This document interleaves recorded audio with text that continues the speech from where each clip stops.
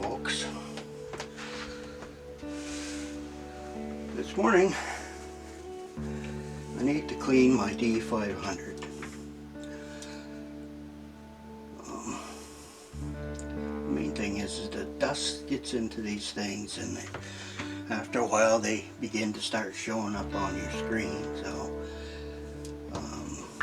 every once in a while I like to take it apart and clean that sensor.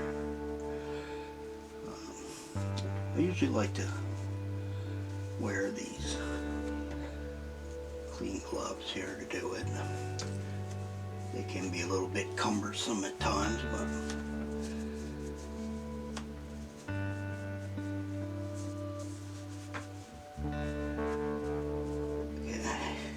as we all know, all our houses have dust, and even when I'm not using this, if I'm laying it around, I cover it. I shake this off the cloth and I just cover my camera even when I'm not using it at home. That helps keep a lot of the fallen dust out of the camera.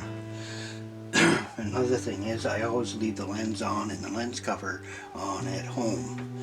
Now if I'm going to clean that, you're going to see this little button down here on the side, and you're going to push that button in and you're going to turn this counterclockwise and remove the lens. Again, I'm just going to cover up my lens to keep the dirt off from it. And in here you can see the mirror.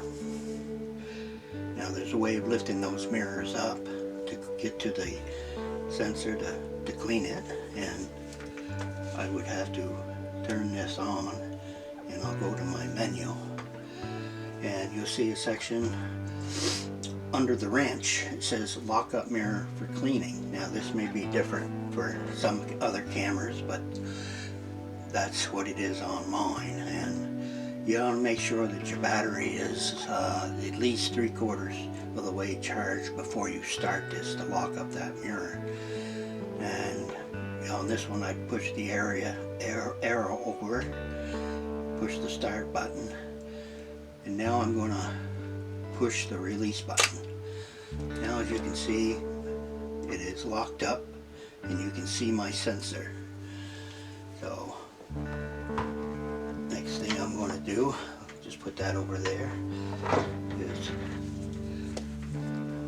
to take this blower and I'm going to blow in there. And that gets all the small pieces of dust out of there.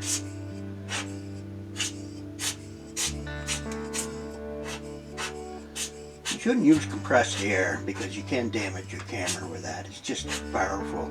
This usually works pretty good. I can see some fine dust falling out of there, and hopefully I can at least get most of it out.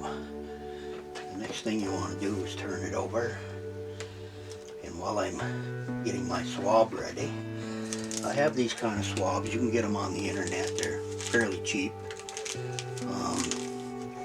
and they look like this. And they're flexible.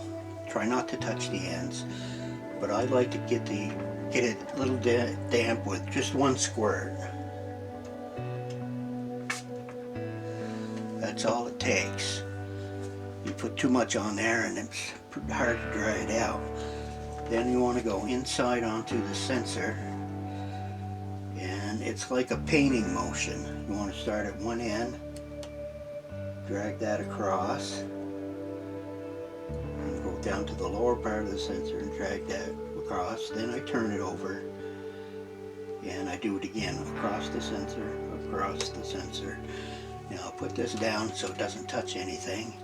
And what I'm going to do now is dry this out a little bit, just dry the sensor off by putting a little bit of air on it. And then I'm going to push the button again on the top here. You're going to see it close. Of course, after I turn it on, there it goes, it's locked down. Now another thing I like to do is clean the mirrors, and when they're down like this, I can just take the swab and do the same thing again. Get that dust off there, turn her over, do the other side.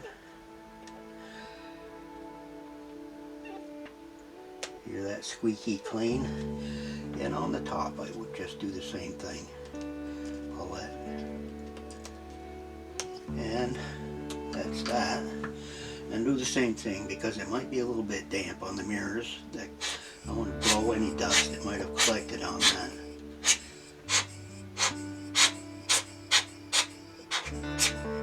That kind of dried that out. Now I'm going to quickly put back on my lens to keep the dust from getting back in there. Line it up with this little white spot on the side. Put it down in. You want to turn it until you hear that click and she's locked. Now if I'm looking through my viewfinder toward the light,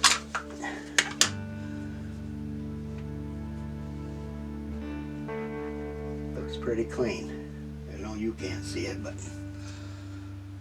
that's about all there is to it. Don't be too aggressive with it because those sensors are delicate and you can damage them, and once you damage them, that spot's going to be on your camera for a very long time until you get rid of the camera or replace that sensor. So just take your time.